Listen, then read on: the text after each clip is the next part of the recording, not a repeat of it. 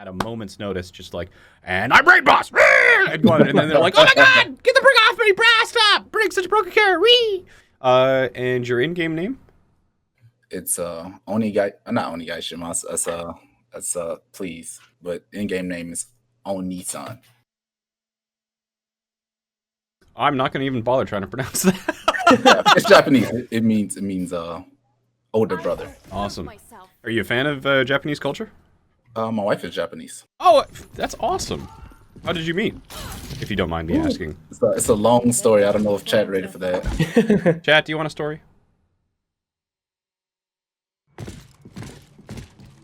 Chat wants a story. I feel like Chat's always ready for a story. Chat is always ready for a story. Oh no, Chat. I mean, feel free to decline, but trust me, the way you're getting out of this is not by saying Chat doesn't want to hear it. So, I'm military, by the way. Served 9 years. And we met when I was PCS to Misawa Air Base. To which air base, sorry? Misawa. It's in Japan. It's one of the snowiest bases in the Air Force. And fortunately for me, I decided to get hungry, picking up a friend from the airport, and he challenged me to talk to a girl there. And I said, if I'm gonna talk to anyone, I'm gonna talk to the prettiest one there. That is the favorite story. That is the most amazing story I've heard. You owe that friend so much, but You're not wrong. I thank him every year on the anniversary. But oh man! All right, so let's get to the VOD then. So, how are you a Brigitte one trick? Do you just prefer playing Brigitte? What is your relationship with Brigitte? Obviously platonic, because you are married. But so I tried playing Ana. I realized that I really can't aim. fair. I can't aim to the degree that I need to necessarily climb Plats, through Plat. So I kind of gave up on it. Tried Lucio for a little bit. Not really my strong suit. I like the flanking style, but I can't win my duels. So I decided to go Brigitte. A lot easier hero. I can protect my tanks. I can get aggressive when I need to, and raid boss mode is always the best. Raid boss mode? Rally to me! Just run at them. All right, so the Lucio playstyle wasn't working for you because you were taking duels and losing? That was primarily it? All right. Fair enough. So, when you're playing with, like, let's say here, this game was pretty recent, right? You played it since Tuesday?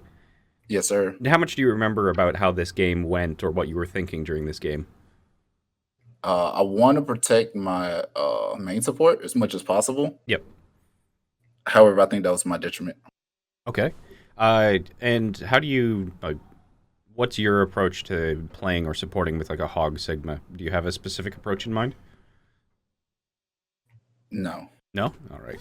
Well, let's see how this goes. So you got your Sigma and your Roadhog, get that main chick there. Your Ana's playing with you. That is an interesting place for an Ana to be.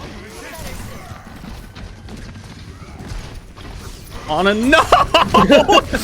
Okay. Very interesting place. That is a very, I mean, I think we saw a better support play out of our Bronze Pug the last... Not from you, from the Ana. That was a very, very interesting play there. But, yeah, so this was not your fault. That's the first thing. How much do you actually communicate during games? Are you much of a shot caller? Do you listen? Do you play muted with music? What's your kind of approach to comms and communication during something like this? So when I was in GGNA, which was kind of nice because we kind of won our tournament. Hey, congrats! I used to come a lot, but in rank, I feel like in my elos, I should just focus on myself, so I don't come at all. Fair enough. Fair enough. Yeah, that's not a problem. You know, there's you can, I suppose, avoid situations like this where you just lose the first fight immediately. You know, it's like, especially if you've got a specific play style in mind, right? If they've got a, you know, if you're wanting to protect the Ana, sometimes you can communicate that. It's like, Ana, I'm going to protect you. This is how, you know, how you can play in order for me to best support you. And most people are going to be respectful of that and be like, oh, I'm important. And they'll usually follow along here. But yeah, so this is like very reactionary, play. Like, you're not, unless you're actually changing the way that other people play, I don't really think that there's much that you could have done in order to prevent this loss. It was over very quickly. Like, we're 20 seconds in from the doors opening, and this fight is already over. This is an astoundingly fast loss, and it's not your fault. So, especially since, like, I know that you were trying to heal the Roadhog through the Sigma, and you didn't have that line of sight, but that's not a line of sight problem that you can really fix. You can't do that. Even the Ana can't really do that, so your tanks kind of made that mistake by... Yeah, there's a lot of, like, wonky things here. Nothing that you really individually could have done to turn this team fight. Tikatee, any thoughts? I mean, yeah, Ana should not be playing there. There's not much else to go over, to be honest. Yep. Especially when you're playing with 2 off tanks and you don't have a stable front line. It's just not worth getting that aggressive, typically. I already love that you're throwing out the whip shots to trigger those inspires. Like, that's really good. Yep. Loving what I see so far in terms of, like, the actual, this mid-fight, this sort of thing where you're constantly looking for those whip shots in order to keep that. And it's like your Inspire proc time really quite high already.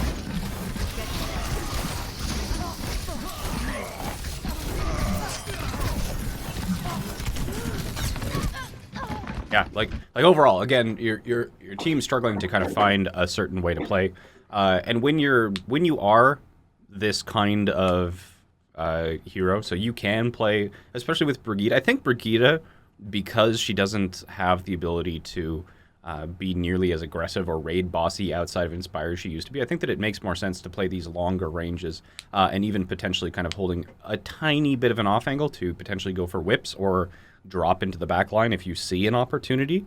That's going to be a little bit rarer, and you're going to have to set it up actually, specifically that way. But the fact that in this kind of mid game, you were looking for those whip shots in order to proc the Inspire.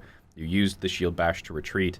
Again, your Ana was a little bit too far forward, and your team just got ran over there. That's unfortunate, but not your fault at the moment.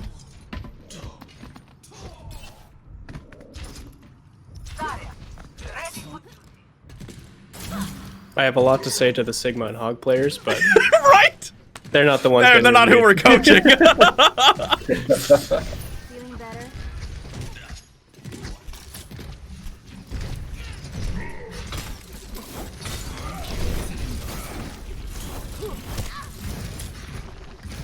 I could use some healing.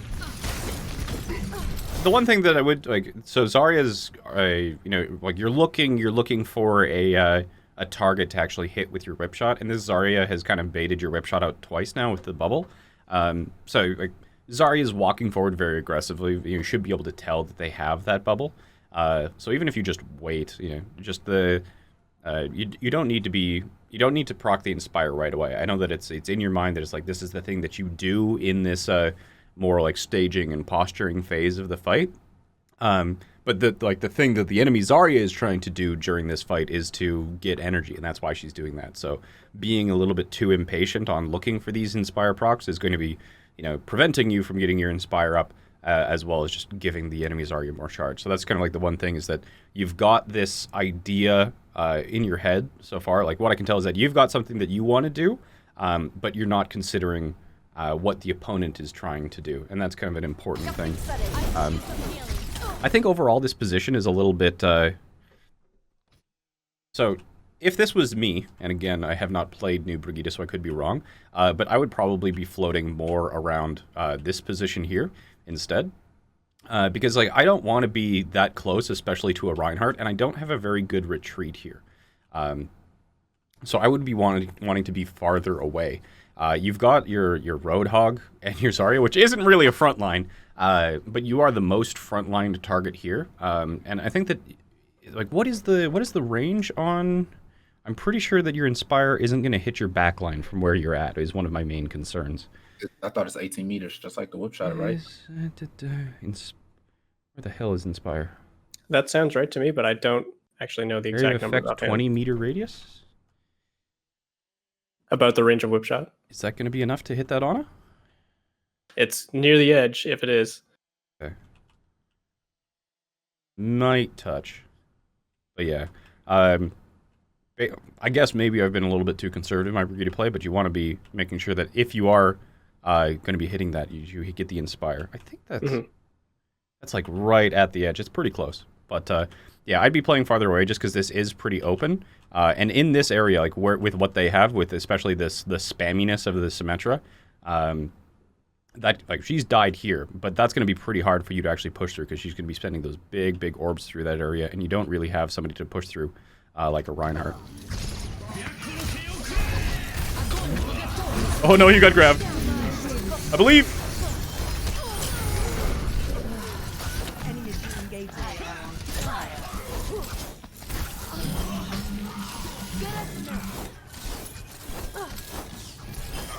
That looks pretty good. Obviously, the enemy team didn't coordinate their ults very well, but your positioning was safe enough to keep you alive during all of that. And even though you did get grabbed, the amount of follow-up that they had wasn't enough to really do anything about it.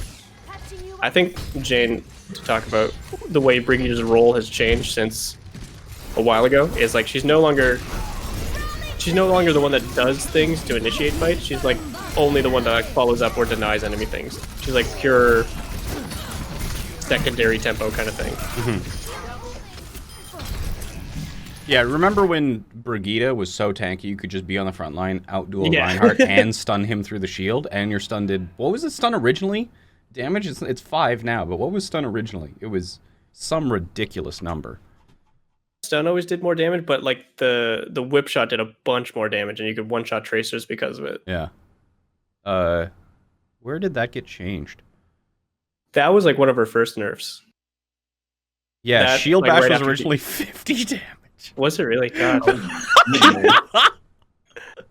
That's so ridiculous. I've just blocked it from my memory at this point. Yeah, like, oh my god. The entire, like, you would have... I remember Timo playing Brigitte, and, like, the entire game was basically, like, you would just have the Brigitte hiding around the corner, and she'd just, like, blindly stun the Reinhardt, and your Reinhardt would smash. It was... Brigitte has had so many changes in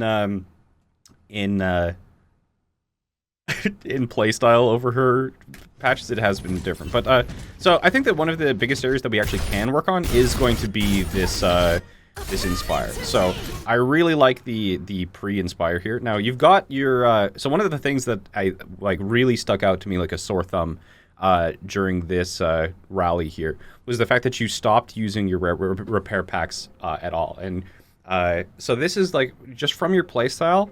The thing that I'm noticing is kind of like it doesn't seem like you're tunneling, but it's like you're focusing on doing one thing, right? You know, in the mid fight, that was really good because the one thing that you were trying to do was keep your team healed up with the health packs and using the whip shot in order to proc your Inspire. But then when you got into raid boss mode, as you called it, you're like, I am a raid boss now, and you're like, forward, sort of thing. But the health packs, like I think you can watch through. You used your last health pack before this came out, and then you're like, I am invincible. I'm going forward. But here is where you got the third charge of your repair pack. Your Genji's really low to your right. And throughout this entire ultimate, you don't actually end up using your repair pack. Right as it ends, you're like, oh yeah, I've got this. Have it. And then you back off here. So that's probably the biggest one here, is that it seems like you've got like one mindset here. Now, you don't overheal anybody anymore with the armor outside of rally. Like your armor packs don't do it, but they still have what is the duration of them? 6 seconds? 6 seconds? No, that's Inspire. No, it's 2 seconds. 110 over 2 seconds. So it's like you can put it on somebody right as they go in, and it's not a waste. So like a Genji who's bladed or something, like just putting it on him. And then if you stack them, they do extend, right? Yeah, they stack for the full duration a second time. I just want to make sure that hasn't changed, right? So if you like put something onto it, it doesn't heal them 220 healing over 2 seconds. It heals 220 over 4 seconds. That is still the way, right? That hasn't changed. The healing duration is simply increased by 4 seconds. So yeah, if you do have a Genji who's going in, and he's about to lose your line of sight or something, you can just like dump all 3 repair packs on him, and he gets that much healing for a full 6 seconds, and then you can just ignore him. So even if you're not trying to use them perfectly efficiently, right? Because, you know, let's say that Genji doesn't take any damage for that first second, and doesn't take any damage for seconds 3 and seconds 5 or something like that. all of that time, you can just, like, you don't have to be thinking about him. You don't have to be, like, trying to get line of sight on him and reply him. You can just, like, fire and forget, especially on people who are going deep. And you can also do this on targets like tracers, for example. If you can pre-pack a tracer who's going really deep, because she can be outside of your line of sight and, like, a really far ways away and still be getting the benefit of your healing. So that's kind of like one of the big things, especially for like Genjis who are blading. The fact that as soon as the Genji bladed, you didn't immediately look to go and armor pack him, and you didn't kind of like pre-pack him in order to take advantage of that extra 6 seconds of healing, I think is probably the biggest piece that's going to be mechanically or tactically missing from your play. And then in terms of like a mindset, like what you are trying to do is good. Like, it's good. You've either learned it from somewhere. Like, you talk about being in GGNA. I assume you have, some. You're not just you're not a purely casual player. You've put some consideration into improving at the game and probably learning from other people or looking at resources. But these are all things, like, you can't do them all like one at a time. You need to be considering all these things. And it's like, you can have one main goal, but you still need to be doing everything else. You don't want to be achieving one thing at the expense of being a well-rounded player. Yes, sir. Or having a well-rounded play style. To speak specifically to the rally play too, it's pretty common practice to just throw all your packs out as soon as you start rallying. It's kind of comparable to like Zenyatta's Transcendence, where before you trance, you want to have your Discord out, you want to have your Harmony Orb out, because you can't use those during trance. Like, sure, you can still use packs during rally, but you don't want to have to think about that mid-fight. You want to be focusing on the aggression that you're creating, that kind of thing. Yep.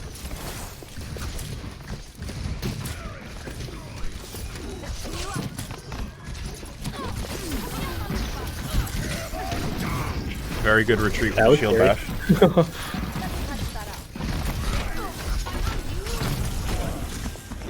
I feel like did you mean to flick and shield bash away from the fight?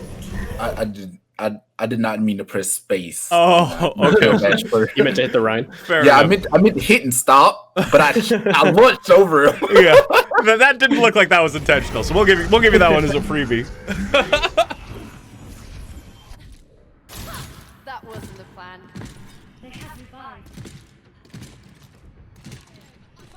Will, get behind me. Good, dumping 2 on the Ana. Ooh, that's unfortunate. That was. Oh.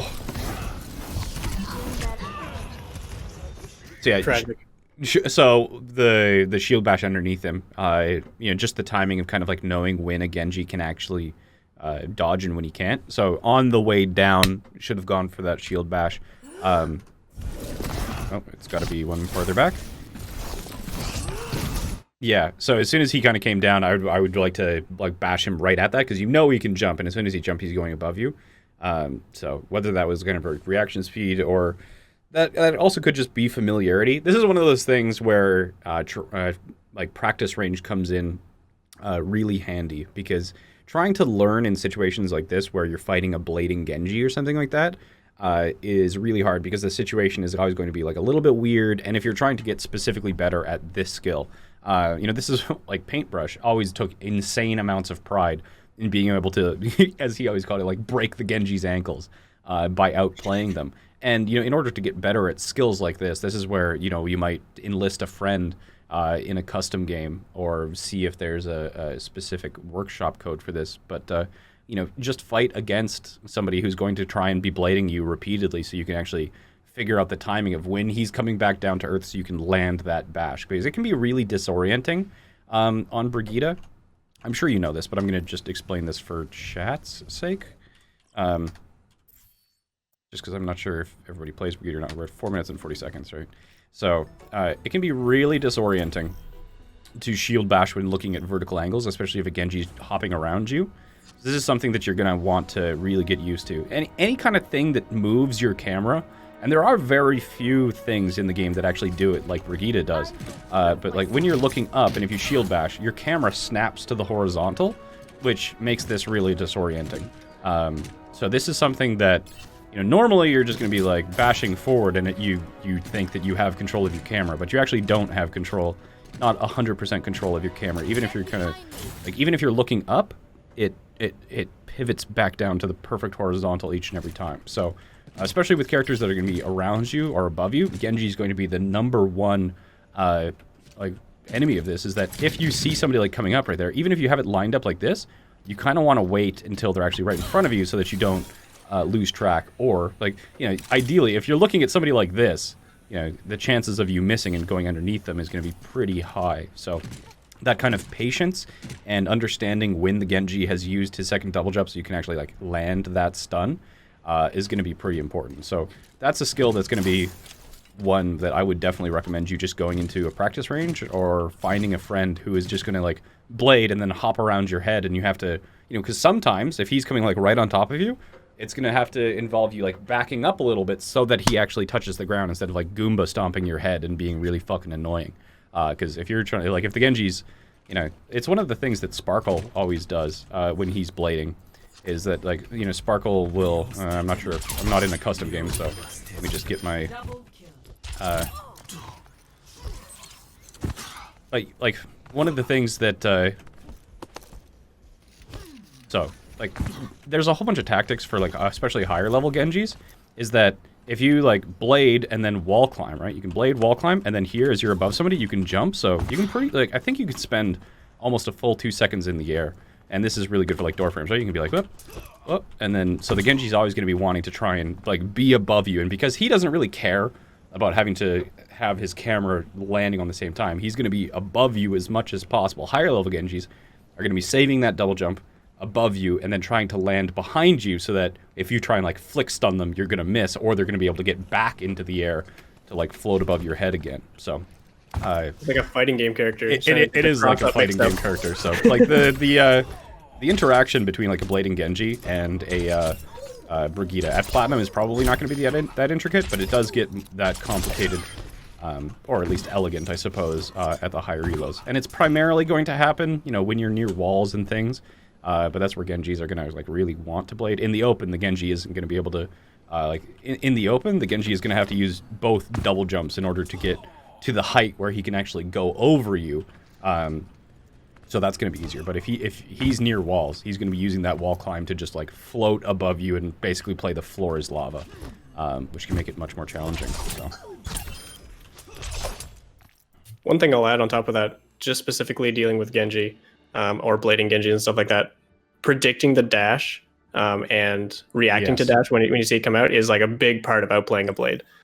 This was really relevant for Ana players trying to land asleep, but it also applies to Brigitte. Like if you're in range for that bash and you can predict where he's dashing to, if he's not like dashing straight up or something, and he's dashing into a target, that's your window to really punish. And that sort of happened here, where I think if you reacted a little bit quicker by predicting that dash coming through, you could have just... Because he did dash right into you. Mm-hmm. It was right there. Yeah, right. Yeah. So. The amount of time it takes to act right after dash is deceptively long. Like it doesn't seem like it when you're not the Genji's POV, but as a really terrible Genji player, I can admit it's very frustrating when you overcommit a dash and then get CC'd because you weren't ready to reflect or jump or something. Yeah. So like, yes to that. But there was just an opportunity to hit him before he slashed here and before he got he touched to the ground to refresh his double jump. So, yeah, that's the big one there. All right, a lot of taking right there.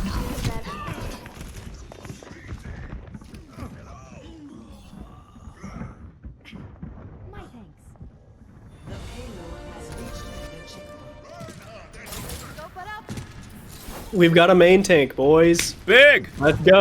Also, one other thing that I'll mention about Brigitte is that like there is going to be, and just because there is so much interplay between the Genji and the Brigitte, is that oftentimes like you are going to want to play a little bit of chicken with the Genji. Is that like Genjis may wait for you to whip shot them so that they can dash in and that you can't pull range from them. So if you do whip shot them after they've dashed in, then there's that range that they have to close by just walking directly at you, and it makes them a much easier target for not only you, but other people as well. So, okay, let's see how this works with the main tank.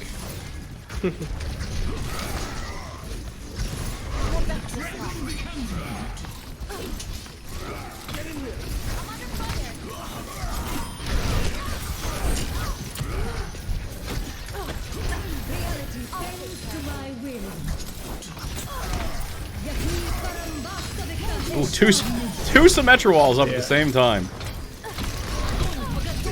Oh, that's good. You're all dead. You're all dead. Bap wall grabbed on the front side of the sim wall.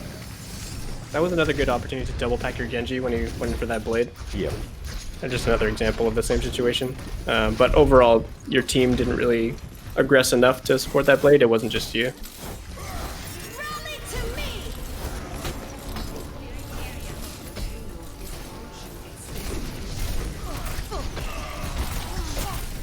Same thing here, throwing those packs on your Rhine when you're rallying, because ideally, you're not going to need those packs for targets within your rally range. So hitting people that are either extremely low to get them back up faster, or people who are outside of your range, like potential flankers. Good tech.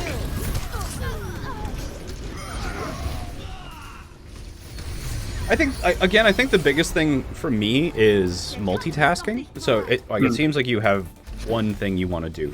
Even in that area where like the Symmetra had turrets up, you were like looking about ways that you could most safely get rid of those Symmetra turrets, and I think that they more or less took you out of the fight, which is probably more value than she would have gotten if you had just ignored the Symmetra turrets entirely. So I think that if we were going to be working long term, that's probably one of the things that I would want to work on with you, is that when you're focused on armor packs, when you're focused on proccing Inspire, when you're focused on being that raid boss, you're really good at those things. But trying to be able to do them at the same time, it's like you're switching what you're trying to do instead of having like multiple objectives and prioritizing.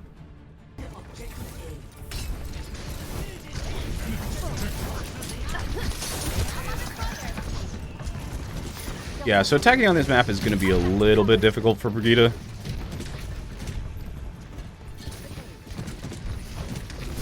Because you are not really meant to be a frontal attacker like you used to be. Yeah. And without a Rhine or something on your team to really break through the space. And in this area, it's also going to be really hard to proc Inspire too, because you have to go in, and then they've got the Zarya, they've got the Reinhardt. Actually hitting a red target to proc the Inspire with your whip shot's going to be insanely difficult, as well as getting closer to actually hit them with your flail is also going to be really challenging as well. So, I think you're dead here. Ooh, your fancy feet. Fancy feet, fancy feet. And the BAP there coming in clutch. Good punish on this Genji, but realistically, okay, you got some support. BAP. Fun hero. Yep. With the with the actual bash, what's the what's your thought process behind the bash here on the Genji? It was that one, right? So, I realized there's no way we're gonna take top, like at all. Yeah. So I figured if I could at least get a kill, or at least bring my team this way, we'll have a better chance with the Hog, not the Hog. Yeah. So monkey. that thought process, absolutely perfect. So I'm talking about actually using the bash on the Genji to initiate this fight. Yes.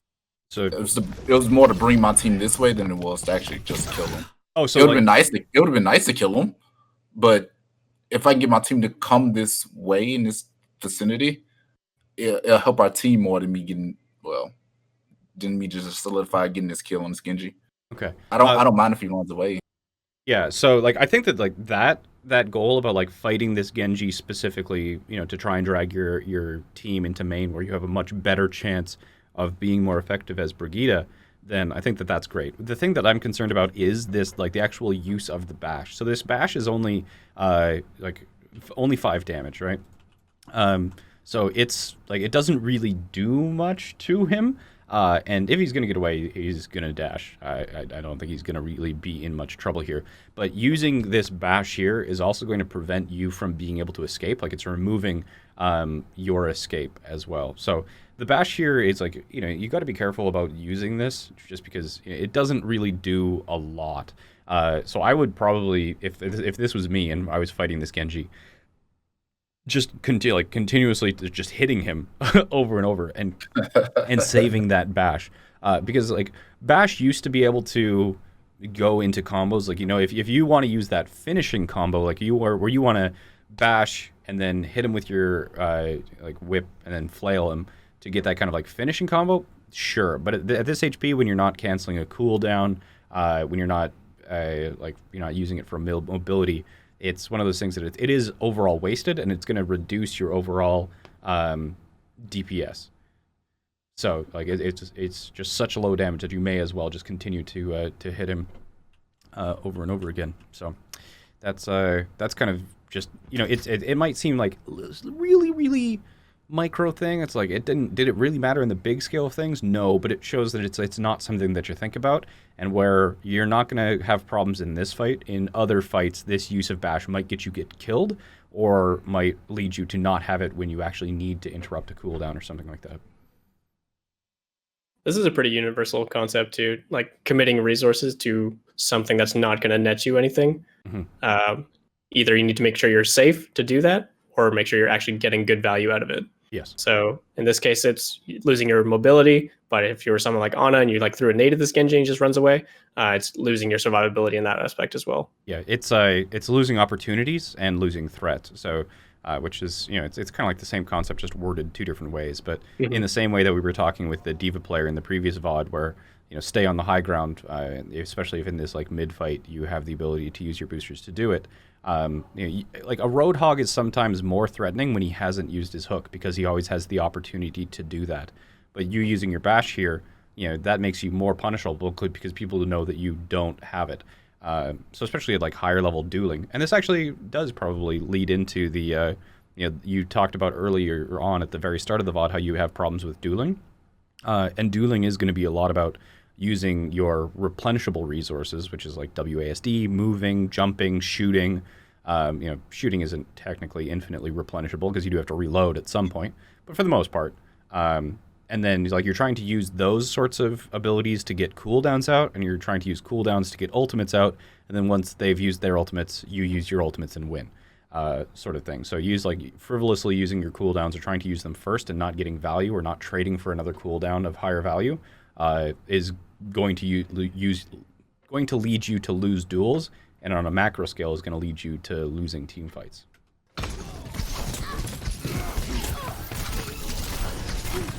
Good switch over to that.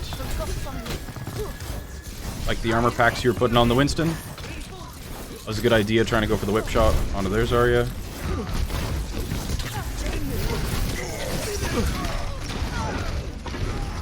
One thing that I'd like to see in a fight like this is that, like, knowing when your opportunity to go in, right? So this Zarya had her personal bubble. Like, you're in this kind of situation, you're walking forward, you kind of want to find a target. And this Zarya was already starting to beam you while she's got her bubble up. Like, you want this to be less of a kind of a slow transition into being aggressive or going aggressive, and more of like just a switch is flicked. Where, you know, they're like, oh, this Brigitte is starting to go aggressive, like I should be watching out for her, I should be starting to back out. You want to be in a position where you can be this more passive style, and then at a moment's notice, just like, and I'm Raid Boss! And then they're like, oh my god, get the Brig off me, Brad, stop! Brig's such a broken character, wee! Sort of thing. You know, it's like, on this map, one of my favorite places to play on Brig is actually right here. Because I can, you know, help my backline if my Ana's hiding up there instead of being an idiot on the front line. I can help my tanks here. If people try and push out, like a Reinhardt, and they're shielding forward, I get to whip shot beside them. If there's somebody main, I can whip shot them, or if like somebody's trying to come up here, I can contest them. But the best part about this position right here, one of my favorite things about it, is that if somebody's like just floating here, like Zen or Ana or something, and they leave him, I can just be like, and it's me, hi, and just like drop on them and fight them. Sort of thing. And it's like those sort of situations where you can be like, you know, like passive, getting value, you know, whip shotting, procking, inspire, handing out, you know, the armor packs and everything. And then it's just like at some point in the time you see an opportunity because somebody misused a cooldown or misposition, and you just go and you strike, and you get huge value, huge trades. That's really what you want to do. You don't want this kind of like softer transition into aggression, because you'll use a lot of these resources, you know, because you're trying to fight this Zarya. Like, you're going after her, you see that the bubble is being used, but like the BAP is still there. The Zarya's personal bubble hasn't gone down. Your shields, what is your shield at? Your shield's at half, you're less than half. and you haven't even started actually fighting the Zarya yet. So I'd try and find ways where like you are more of a binary between getting value, slowly over the course of the fight, well applied healing packs, and then like when you go aggressive, it's like you go aggressive, you commit to the fight. Where like if you die, you'll have taken a few people with you, or at least gotten a ridiculous amount of value. But this more like softer transition into aggression, especially when it's very, very telegraphed, is going to get you killed quite frequently. Did you have anything to add, Tikatee? Yeah, I was just going to say, sort of weaving positioning into that, sort of mid-fight positioning, because you don't want to go all in and then be in no man's land afterwards, like you kind of are right now. So like even if you are choosing to go all in on the Zarya, I would have liked to see you leaning towards your McCree. So one, you have that natural cover, you have a way to kite away from point, stuff like that, without being in full range of Ryan and Zarya, as well as be supporting your McCree and fighting for his range as well. So either when you are hard committing, it should be off your aggression, but also aggression from the rest of your team. So if you were to like all in and go for the kill on this Zarya, I'd like to see more than just you finding that advantage. But if you are just looking to pressure and you are thinking of ways to get out after finding that initial pressure, like just forcing these bubbles is good value on its own, but you need to live after that. So leaning more to the left here, or if you went like all in over to the right side, like towards the enemy main, it gives you an opportunity to get out of the fight after you found that initial aggression, after you find that initial value, and lets you stay alive longer and find that value over time, rather than just all-inning right at the beginning, going down. They won the trade basically, and then you have to set up for the next fight. I'm muted. Do you got any questions at this point? So I feel kind of useless. Like normally I'm playing with a Reinhardt, Ron Zarya, or Ron Sigma, or Narissa. When you have a Winston Zarya, is it more beneficial for me to just switch to a different character than to actually try to play this? Because New Bunny has the two high grounds surrounding the point, and I should be able to at least have the mobility to either get up there to contest the opponents or help my team in any other possible way. But playing Brig, and I know I can't take top left because of Sim and the fact that they have a main tank. Is it just more beneficial to me to just switch at that point? I mean, it's at this elo, it's going to be a heavily based on what character you're best at. The question about like whether you should swap or not is going to depend on a lot of factors, mostly based off of what the other enemy team doing, what your team's doing, if you have experience with them. At this point in time, like when you're in Platinum, there is definitely a way that you could make it work on the character that you're at, and especially when you're you're level 27 here. I know that you said this was an alt, but when you're still learning, I think that it's better to try and figure out, like, put yourself in these hard situations so that you can learn from them. It's like if you're always a meta slave and you always play the easiest thing, you're not going to learn as much about the game here. And you're absolutely right that you're not going to be able to take the high ground on Brigitte here. Like this high left ground, it's going to be there's just no way you're taking it, right? There's 4 people over there, you've lost it. But like thankfully the objective is not up there. The objective is still on the point. So you can set up to try and attack the people as they move on to the point. This isn't like the battle lines have shifted, but at no point do you have to prevent them from taking any inches at all, or if they've taken them, fight for them back. And this is the same sort of problem that the Sigma and the Roadhog had on that very first initial fight. Right, the Sigma and Roadhog were both up here, stayed way too long, fought up here. The Ana was with you. You were up there with the Brigitte as well. But that is kind of fighting to their advantage, where it's okay to have them take a little bit of ground if they put into an area that's more or less indefensible. And if they take this high ground, then the battle line shifts. You don't try and take back this high ground. You prepare to fight for the next couple of inches or the next area of space, which is the objective, because they have to go onto this onto the point here.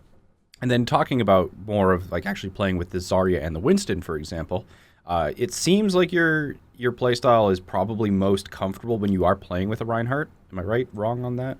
You're completely right. Yeah. So, and from the way that I've been seeing you play, it probably it feels to me like you have a little bit of anxiety around like not knowing what to do when you don't have that really solid front line where you can stay positioned. And it's like you're trying to compensate for what you lack in your team, which is going to be a strong front line.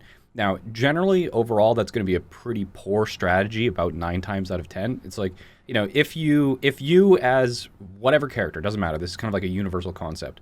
If you're trying to cover for somebody else, you're going to do their job poorly and your job poorly. This is kind of like, you know, if you want to go like full Sun Tzu on this shit, it's like fight where you're strong, not where you're weak. Like if your front line is weak, make it weak, but then force the opponent to play where you are strong, which is on these flanks. So Numbani is actually a really nice map for this kind of style where you don't have a front line. Like you can front line it, or you can play this really flanky style. Because although Numbani seems like a really linear map, these corridors and these corners and like these high grounds are places where like Brig can lurk, have this big high ground, bird's eye view of the field, make sure they've got these health pack, like these lines of sight to anyone that they want to health pack.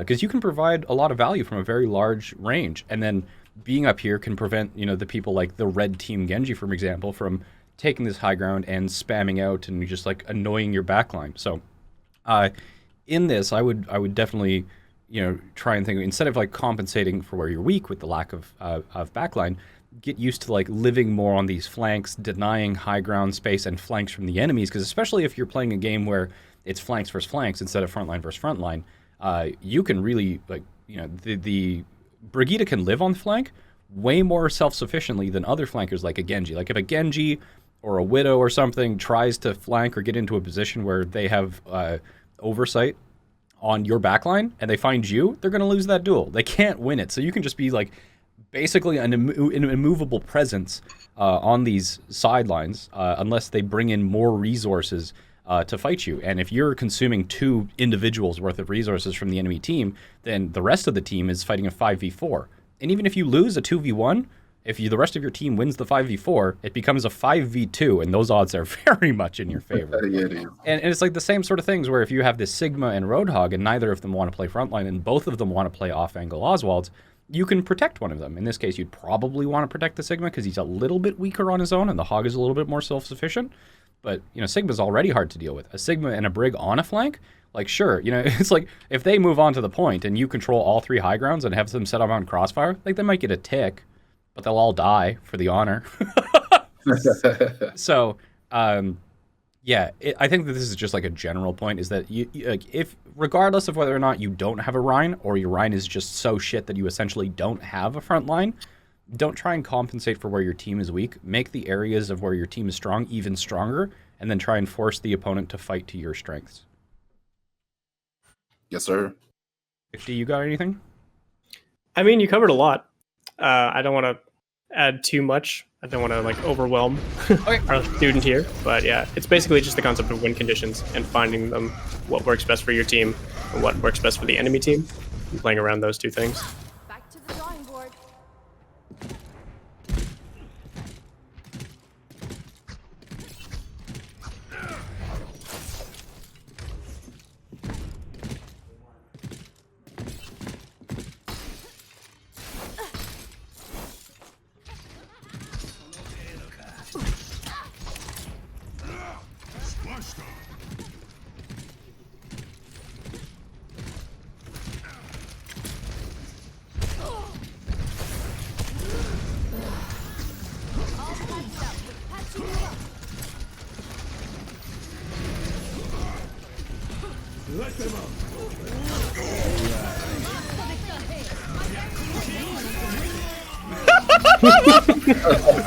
Oh no! What is going on? Please don't rally. Okay, good.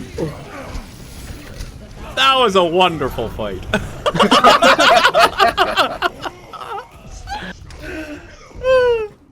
I think another good way of looking at your question of like, should I swap heroes, is like, yes, you can't accomplish the brawly win condition that you can with a Rhine, than you can with this Winston, but like, you could argue the same for Junkrat, right? It's not like Junkrat's going to go up with your Winston and help him fight those dive duels, but he can still find value elsewhere, and you can do the same thing. Rally to me. Well, let's see the raid boss. Let's see the raid boss.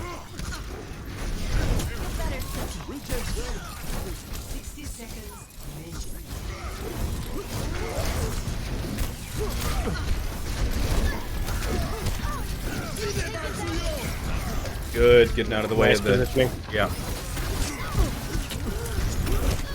Oh, so close. Almost got that Mercy. Did you want to take this team fight, Lou? I did a lot of talking in the last one. I was just gonna say it's kind of like the same story, where it feels like we're trying to commit too early without finding an advantage from our Winston prior. Yeah. So if we just like waited a few seconds there, obviously not within range of the Baptiste window, but if we had gone like underneath through the Mega Room, or if we had played more towards the enemy main instead of going directly to the point and forcing that fight early enough, we could wait for our Pharah and Winston to find more value and force basically corral them onto point, and then when those two members are ready to commit on point, then we push in together and we stack all our resources on top of each other, because that's when Brig shines, is when everything is lining up, and you can proc Inspire for everyone. And like situations like this, everyone's playing around the same fight. You're not an immediate target for them. You're not the front line for your team. You're getting Inspire on everyone. You're unkillable, landing stuns, all that good stuff. So waiting for that to happen instead of trying to be that trigger yourself, I think is a big part of the new Brigitte. Because before you could just do whatever you wanted. You could go run into point and duel 3 people sometimes. But now you got to be a lot more cautious around tanks, especially. Yeah. But keep in mind, like when your Winston and Pharah are doing their thing, like Ryan and Zarya are just sitting there. There's no reason to force that fight until the rest of your team is ready to take it as well.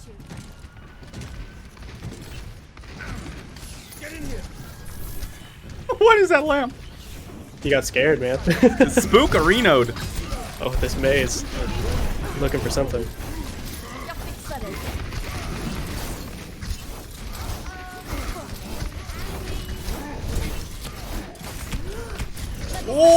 Oh! This is good patience right here. And I think having this like long range is very comparable to being by inaccessible high ground. Like you're never going to catch up to that fight, so you shouldn't even try, because you trying to close that gap, or you trying to like get into a fight when your team's fighting on high ground, it's just going to make you an easy target. I would definitely like to see more stacking of health packs. Like there's quite a few opportunities here where you could have stacked all 3 health packs on your Winston, because he was just seeking death. I don't think there's any other way to put it, but he was like, "Death, take me!" And you want to be like, well, let's delay that a couple seconds at least. Mm-hmm.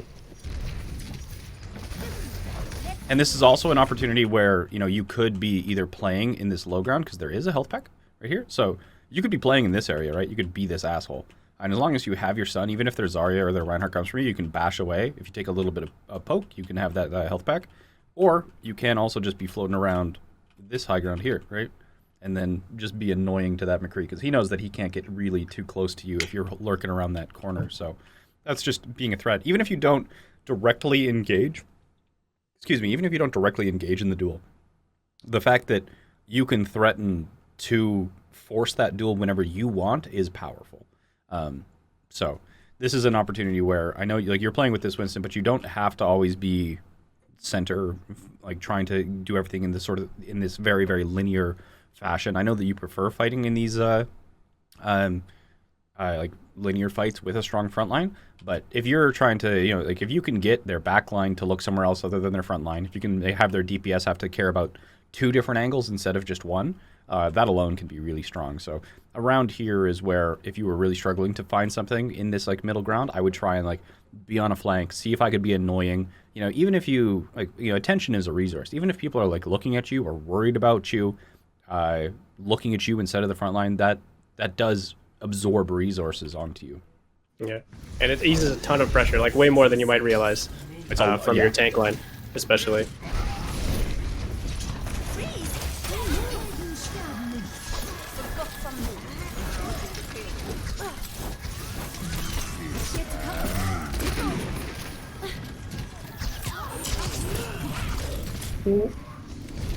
Getting a little mixed up. This isn't really a you thing, but this is the type of fight where communication comes in clutch to rally the team around one target. Because as soon as that blizzard came out, everyone was looking at a different target. And was there was there a specific reason that you gave up on fighting that McCree who was separated? Where was it? The High Noon? Yeah, this guy right here. Your May went to fight him. Mm-hmm. Oh, she landed that headshot too. Kind of like, yeah. I just need the low shield, low HP. So after I got launched back, the Genji immediately attacked me, and I tried to just get the kill that's right in front of me, then try to traverse the entire street to get to that McCree again. But I missed, so Yep.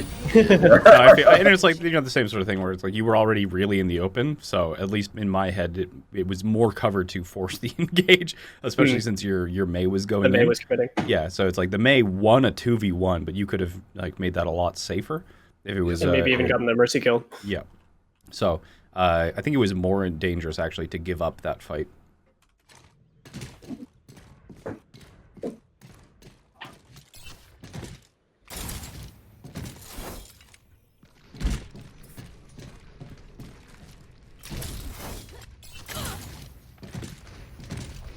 Third point should be a lot easier to close these distances.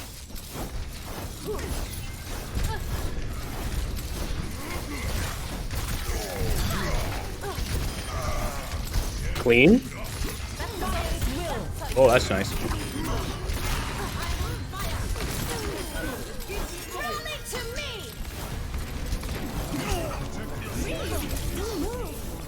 me. Just every ult. Oh! Oh no! All right. Well, do you have any questions for us? Thank you for the VOD. You are more than Well, welcome. that's not a question. Thank you. I guess.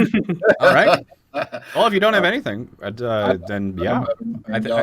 Your brains are too big. I can't fathom anything that can stump you or something. So, once again, thank you. This is a pleasure. I'm like incredibly nervous. I'm like shaking. Well, if you, and if you are on the Discord and you have follow-up questions, feel free to ping either of us about it, and we'll help you out as best we can there. But I think that somebody else in chat, somebody in the Twitch chat had posted a workshop code for you that you could use to practice against blading Genjis.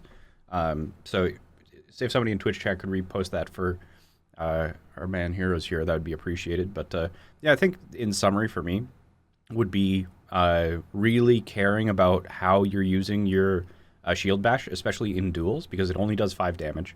I think that like multitasking would be a good thing, where it's like you can have a main objective, but you want to be as efficient as possible, especially with those armor packs. Making sure that you're using them when you're rallying, and if there is going to be one individual who's getting focused, or you need to do something, just fire and forget those health packs so that somebody gets that 6 second of healing regardless of what they did. Like you saw that Winston, who was super aggressive and then priming to go even farther. It's like when you have the opportunity, especially if you know he's going to go aggressive, whether it's a Winston that's primaling or a Genji that's blading, stack those health packs and fire and forget. But then I think that probably the thing that I would recommend the most beyond that would be to be experimental. You're going to lose a few to a lot of games while you try and experiment what it is like to play this more like off-angle flanky Brigitte. But I think that to have a little bit more of a fluidity in your playstyle where you don't require that hard front line to be effective is going to help you out quite a bit. Anything else for a recap from you, Lou? I'm kind of hesitant to give this because this isn't really something you can act on right away. But I just want to express like the idea of a good flexible Overwatch player doesn't need to be like a huge hero pool, but the ability to play the same hero in many different play styles. So this isn't something that's going to be fixed tomorrow, or you can go into your next game and apply this right away. But opening your mind to different ways to play the game on the same hero is going to be something really, really big in terms of your Overwatch like career, in terms of getting better and understanding what you can be doing best for any given context is how you're going to be the best you can be at the game. So make sure you're not tunneling too hard on just trying to do the same thing, regardless of comp, regardless of map, regardless of enemy composition, stuff like that. Make sure you're looking for ways to be creative around your own hero, ways to play, to find value that you're not super comfortable with, and expand that sort of range you can bring. Especially as a hero like Brigitte, like we said, she's a human Swiss Army knife, so she can do a lot of different jobs, but she can't do them all at the same time, and she's not as good at all of them, depending on what's happening around you. I think that's one of the most difficult things, because Lou was making the joke how we got the 2 Swiss Army knife heroes to do the reviews on, right? Because it's one of those things where there is, in order to get really good at these heroes, you have to understand each one of these play styles, and there's quite a few of them, right? And then at the highest level, you need to know when to use which one of them. Mhm. And, The like, best tool and- for the job. Yeah. yeah, the best tool for the job. So, and I think that especially, there's a lot of people who do kind of switch off of their hero too early, because if you find a situation where you don't know what to do, you can very easily attribute that to it's like, oh, this hero is just bad in this situation and try and do something else. But, if you don't know what to do in the situation on a hero, that probably means that there's a learning opportunity somewhere. So experiment, try and find out, review those games where you do feel lost. And yeah, I think that you got a lot of potential here to improve For sure. quite rapidly. I think heroes. But thanks for coming on. Yeah. Yeah. Thanks for the mod.